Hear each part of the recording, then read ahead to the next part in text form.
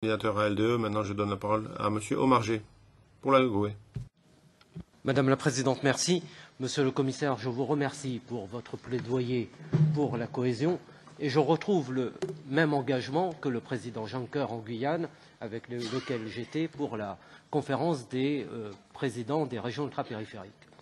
Et il est vrai que j'ai été beaucoup plus rassuré par les engagements du président Juncker que par le flou des déclarations du président Macron. Et vous avez raison, le problème aujourd'hui, il est du côté du Conseil européen.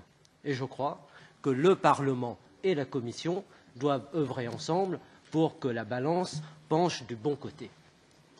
Le plaidoyer que vous avez fait qu'il est beaucoup plus facile pour nous d'intervenir en 1 minute.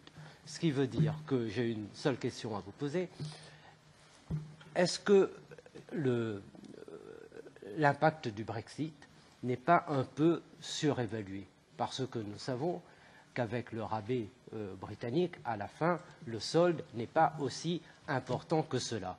Et est-ce que le problème, au fond, n'est pas que le Conseil européen fait aujourd'hui de l'Union européenne un syndicat de gestion de crise toujours supplémentaire, l'expression est celle du président de la République française, et qu'on demande à l'Union européenne de toujours faire plus sur des compétences qui ne sont pas celles de l'Union européenne prioritairement.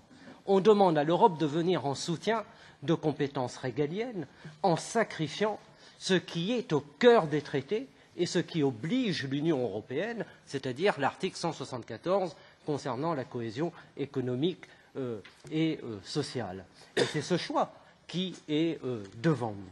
Donc, la question que je vous pose, c'est comment sortir de cette contradiction. Et effectivement, comme Constance Crelle l'a dit, je pense que la voie la plus sûre, durablement, est d'aller vers des ressources propres pour pouvoir assumer les deux, car les priorités sont partout.